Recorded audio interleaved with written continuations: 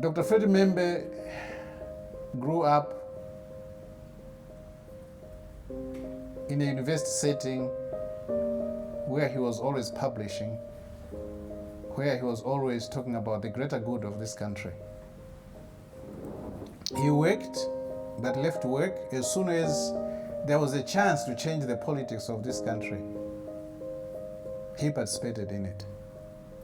The movement for multi-party democracy, young as he was that time, he risked his job to become part of that change that saw the introduction of multipartyism in this country. He took up a task to write, to inform the people.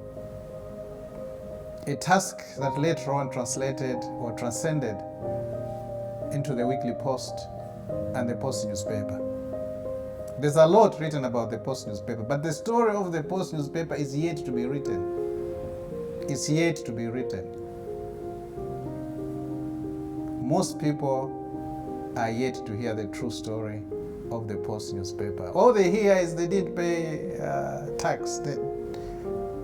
These are lies. The Post newspaper was a political program. It was a political project, and it died a political death. At the center of it was, can we have a Zambia that have got critical voices?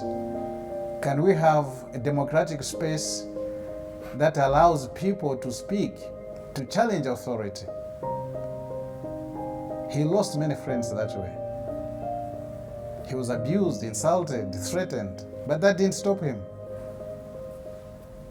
The same spirit of patriotism that he had as a young man, saying, I'm going to defend the liberation forces, that's the same tenacity that he had and he came up with to ensure that newspaper spoke for the Zambians. Not for 5 years, not for 10 years, not for 20 years. This is a newspaper that employed over 1,000 people, and he was at the center of it. Of course, people outside recognized that feat. They recognized his contribution to the freedom of the press in this country, and he got several awards to his name. When the Post was being destroyed, we sat and we said, what next? And his word was, we have to soldier on. It's a new form of struggle. Zambia needs some change. These are not the lives that Zambia should be subjected to. So he was not even talking about himself. He was not talking about the Post newspaper has been destroyed and how am I going to survive? No, that was never the issue. His issue was, let's struggle for a better Zambia. Not about the newspaper. He was being asked, so your money, your income that came from the newspaper. And he said, look here, don't talk about those issues.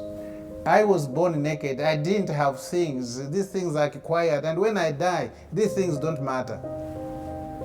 But the lives of our people matter. So again, remember, that patriot of a youth at university, this patriot who participated in changing the Zambian political landscape, the same patriot who stood for years with a newspaper that was being fought by literally every government.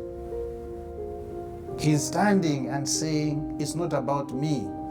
It's not about my material wealth.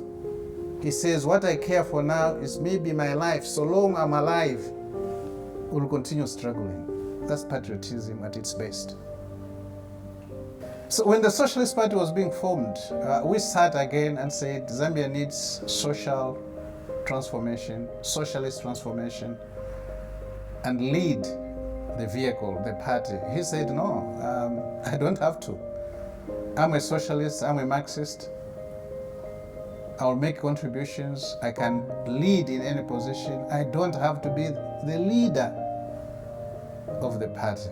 It took us 18 months, and we used to have some bit of fights, quarrels, because we saw in him the social capital, the strength, the patriotism that was needed for that transformation of this country and to lead this party. Again, it took us 18 months. So he's not somebody, as some people believe, he has come into politics to revenge, he has come into politics to do this and that. Those are all lies, complete lies. He's not that narrow. He's not that tiny in terms of his thinking. He's a big thinker. Why am I spending time talking about this? Because this is October, this is about national independence, and this is about patriots. So in this discussion that we've been having, the expressions that are there, whatever he has said, it's not something that he has just come up with today.